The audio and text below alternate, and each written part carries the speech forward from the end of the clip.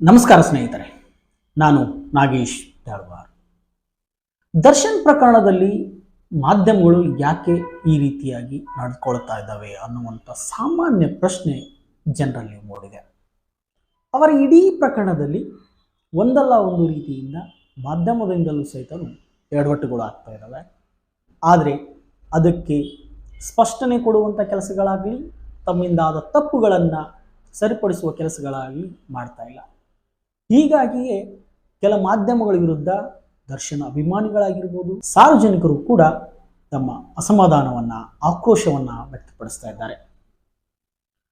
ನ್ಯಾಯಾಂಗ ಬಂಧನದಲ್ಲಿರುವಂತಹ ದರ್ಶನ್ ಪರಪ್ಪನ ಅಗ್ರಹಾರದ ಜೈಲಿನಲ್ಲಿ ಇರುವ ಸಂದರ್ಭದಲ್ಲಿ ರೌಡಿ ಸೀಟರ್ ಆಗಿರುವಂತಹ ವಿಲ್ಸನ್ ಗಾರ್ಡನ್ ನಾಗನ್ ಜೊತೆ ಈಗಾಗಲೇ ಕೋರ್ಟ್ನಿಂದ ಶಿಕ್ಷೆಯನ್ನು ಅನುಭವಿಸುತ್ತಿರುವಂತಹ ಹುಳಸೀನಾ ಮತ್ತು ರೇಣುಕಾಸ್ವಾಮಿ ಕೊಲೆ ಪ್ರಕರಣದಲ್ಲಿ ಮತ್ತೊಬ್ಬ ಆರೋಪಿಯಾಗಿರುವಂತಹ ದರ್ಶನ್ ಮ್ಯಾನೇಜರ್ ಆಗಿರುವಂತಹ ನಾಗರಾಜ್ ಅವರ ಜೊತೆ ಕುಳಿತುಕೊಂಡು ಟೀ ಕುಡಿತಾ ಇರುವಂತಹ ಒಂದು ಫೋಟೋ ಲೀಕ್ ಆದ ನಂತರ ಏನೆಲ್ಲ ಬೆಳವಣಿಗೆಗಳಾದವು ಅನ್ನುವಂಥದ್ದು ಪ್ರತಿಯೊಬ್ಬರಿಗೂ ಗೊತ್ತಿದೆ. ಈ ಬೆಳವಣಿಗೆ ಸಂದರ್ಭದಲ್ಲಿ ದೃಶ್ಯ ಮಾಧ್ಯಮದಲ್ಲಿ ಕೇಳಿ ಬಂದಂತಹ ಮಾತುಗಳು, ವಿಚಾರಗಳು ದರ್ಶನ್ ಅಭಿಮಾನಿಗಳನ್ನು ಮತ್ತೆ ಕೆರಳಿಸುವಂತೆ ಮಾಡಿರುವಂಥದ್ದು. ದರ್ಶನ್ ಪರಪ್ಪನ ಅಗ್ರಹಾರದಿಂದ ಬಳ್ಳಾರಿ ಜೈಲಿಗೆ ಶಿಫ್ಟ್ ಆಗುವ ಸಂದರ್ಭದಲ್ಲಿ ಅವರು ಕೈಗೆ ಸುತ್ತಕೊಂಡಿರುವಂತಹ ಬಟ್ಟೆಯನ್ನು ನೋಡಿ ದರ್ಶನ್ ಕೈಗೆ ಕೋಳವನ್ನು ತೋಡಿಸಲಾಗಿದೆ ಅಂತ ಹೇಳಲಾಯಿತು. ಅದಕ್ಕೆ ಬಳ್ಳಾರಿ SP ಅವರು ಸಹಿತ ಸ್ಪಷ್ಟನೆ ಕೊಟ್ಟರು, ಅವ್ರಿಗೆ ಯಾವುದೇ ರೀತಿಯ ಕೋಳವನ್ನು ತೋಡಿಸಿಲ್ಲ, ಅದರ ಅಗತ್ಯವೂ ಸಹಿತ ಇಲ್ಲ ಅಂತ ಹೇಳಿದ್ರು.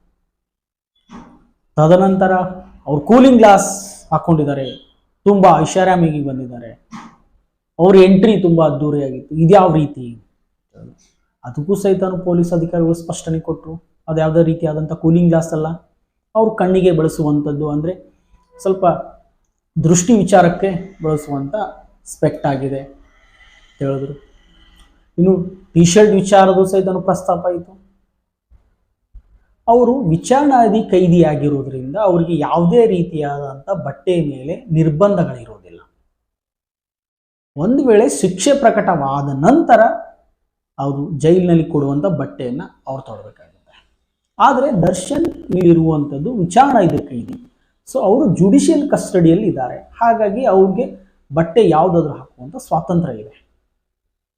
ಆದರೆ ಆ ಬ್ರ್ಯಾಂಡೆಡ್ ಬಟ್ಟೆ ಮೇಲೆ ಬರೆದಿರುವಂಥ 4 ಸಾಲುಗಳನ್ನ ಇಟ್ಕೊಂಡು ಮತ್ತೆ ನಮ್ಮ ದೃಶ್ಯ ಮಾಧ್ಯಮಗಳಲ್ಲಿ ಸಾಕಷ್ಟು ಚರ್ಚೆಗಳನ್ನು ಮಾಡಲಾಯಿತು. ಆ ವಿಚಾರವು ಸಹಿತ ನಮ್ಮ ಸ್ವವಿಮರ್ಶೆ ಮಾಡಿಕೊಳ್ಳುವ ಅಗತ್ಯವೂ ಸಹಿತ ಇದೆ.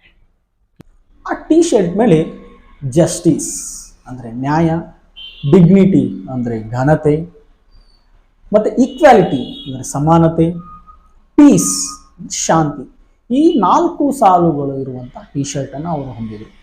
ಇದೇ ವಿಚಾರವನ್ನು ಇಟ್ಕೊಂಡು ಕೆಲ ದೃಶ್ಯ ಮಾಧ್ಯಮಗಳಲ್ಲಿ ಮತ್ತೆ ಒಂದಿಷ್ಟು ಚರ್ಚೆಗಳಾದವು.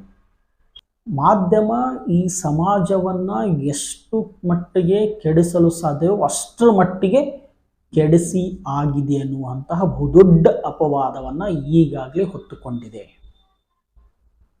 ಅದನ್ನು ತೊಡೆದು ಹಾಕುವ ಜವಾಬ್ದಾರಿ ನಮ್ಮೆಲ್ಲ ಮಾಧ್ಯಮದ ಮೇಲಿದೆ.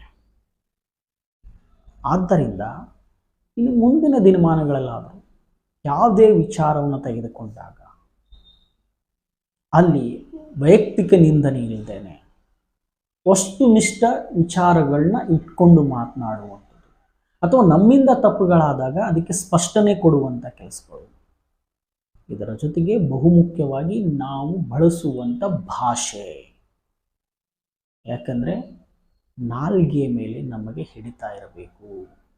ನಮ್ಮಲ್ಲಿ ಪದ ಸಂಪತ್ತು ಎಷ್ಟು ಚೆನ್ನಾಗಿರ್ತದೋ ಅಷ್ಟು ಈ ಸಮಾಜಕ್ಕೆ ನಾವು ಒಳ್ಳೆಯದನ್ನು ಕೊಡೋಕ್ಕೆ ಸಾಧ್ಯ. ಮಾಧ್ಯಮದಲ್ಲಿರುವಂಥವ್ರು ನಮಗೇನೋ ಒಂದು ಸ್ವತಂತ್ರ ಇದೆ ಅಂತ ಹೇಳಿಬಿಟ್ಟು ಬೇಕಾಬಿಟ್ಟಿಯಾಗಿ ಬಳಸುವಂಥದ್ದಲ್ಲ, ಅದು ಸ್ವೇಚ್ಛಾಚಾರವಲ್ಲ. ಇದೇ ರೀತಿ ಮುಂದುವರೆದ್ರೆ ಇಂದಲ್ಲ ನಾಳೆ ಮಾಧ್ಯಮದಲ್ಲಿ ಇರುವಂಥವ್ರ ಮೇಲೆ ಸಾರ್ವಜನಿಕರೇ ದೂರು ಸಲ್ಲಿಸುವಂತಹ ಪ್ರಕರಣಗಳು ಶುರುವಾಗ್ತವೆ. ದೂರುಗಳನ್ನು ನೀಡ್ತಾ ಹೋದರೆ ನಮ್ಮ ವೃತ್ತಿ ಮಾಡುವುದನ್ನು ಬಿಟ್ಟು ಸ್ಟೇಷನು, ಕೋರ್ಟು ಅಂತ ಅಲಿಯುವ ಪರಿಸ್ಥಿತಿ ಬರುತ್ತೆ. ವಿಚಾರವನ್ನ ಹೇಳುವಂಥದ್ದಾಗಿರಬೇಕು ವಿನಃ ವ್ಯಕ್ತಿಯ ನಿಂದನೆ ಮಾಡುವಂಥದ್ದಾಗಿರಬಾರ್ದು. ಸೊ ಹಾಗಾಗಿ ಅಂದ್ರೆ ನಾವಿಲ್ಲಿ ಎಷ್ಟು ಜಸ್ಟಿಸ್ ಅನ್ನ ಕೊಡ್ತಾ ಇದ್ದೀವಿ ಅನ್ನುವಂಥದ್ದು, ನಾವಿಲ್ಲಿ ಎಷ್ಟು ಡಿಗ್ನಿಟಿಯನ್ನ ಉಳಿಸ್ಕೊಳ್ತಾ ಇದ್ದೀವಿ ಅನ್ನುವಂಥದ್ದು, ನಾವು ಇಲ್ಲಿ ಎಷ್ಟು ಇಕ್ವಾಲಿಟಿಯನ್ನ ಮಾಡ್ತಾ ಇದ್ದೀವಿ ಅನ್ನುವಂಥದ್ದು, ನಾವು ಈ ಸಮಾಜಕ್ಕೆ ಎಷ್ಟು ಪೀಸ್ಫುಲ್ ಆಗಿರುವಂಥ ವಿಚಾರಗಳನ್ನು ಹೇಳ್ತಾ ಇದ್ದೀವಿ. ಏನಾದರೂ ನಮ್ಮ ಮಾತುಗಳಿಂದ, ನಮ್ಮ ಸುದ್ದಿ ವಿಚಾರಗಳಿಂದ ಸಮಾಜದಲ್ಲಿ ಏನಾದರೂ ವೈಲೆನ್ಸ್ ಆಗ್ತಾ ಇದೆಯಾ ಅನ್ನುವಂಥದ್ರ ಕುರಿತು ಸಹಿತ ನಾವು ಆತ್ಮವಿಮರ್ಶೆ ಮಾಡಿಕೊಳ್ಳಬೇಕಾಗಿದೆ. ದರ್ಶನ್ ಅಭಿಮಾನಿಗಳು ಆ ರೀತಿ ಕಮೆಂಟ್ ಮಾಡ್ತಾರೆ, ದರ್ಶನ್ ಅಭಿಮಾನಿಗಳು ಈ ರೀತಿ ಮಾತಾಡ್ತಾರೆ ಅಂತ ಹೇಳ್ಬಿಟ್ಟು ನಾವು ಅವರಿಗೆ ಪ್ರತಿಕ್ರಿಯೆ ಕೊಡುವ ಸಂದರ್ಭದಲ್ಲಿ ಯಾವುದೇ ರೀತಿ ಭಾವೋದ್ವೇಗಕ್ಕೆ ಒಳಗಾಗದೆ ಅಥವಾ ಅದನ್ನು ವೈಯಕ್ತಿಕವಾಗಿ ತೆಗೆದುಕೊಳ್ಳದೆ ನಮ್ಮ ಕೆಲಸವನ್ನು ನಾವು ವಸ್ತುನಿಷ್ಠವಾಗಿ ಪ್ರಾಮಾಣಿಕವಾಗಿ ಮಾಡಿದ್ರೆ ಗೊತ್ತಾಯ್ತು 100% ಅವರೆಲ್ಲರಿಗೂ ಸಹಿತ ರಿಯಲೈಸ್ ಆಗುತ್ತೆ. ಇಲ್ಲದೆ ಹೋದರೆ ಇದು ದ್ವೇಷ ವೈರತ್ವಕ್ಕೆ ಕಾರಣ ಆಗುತ್ತೆ. ಹಾಗಾಗಿ ಎಲ್ಲ ವಿಚಾರಗಳನ್ನು ಸ್ವತಃ ಮಾಧ್ಯಮಗಳು ಈ ಪ್ರಸ್ತುತ ಕಾಲಘಟ್ಟದಲ್ಲಿ ಆತ್ಮವಿಮರ್ಶೆ ಮಾಡಿಕೊಳ್ಳುವ ತುರ್ತು ಖಂಡಿತ ಇದೆ ಅನ್ನುವಂಥದ್ದು. ಧನ್ಯವಾದಗಳು.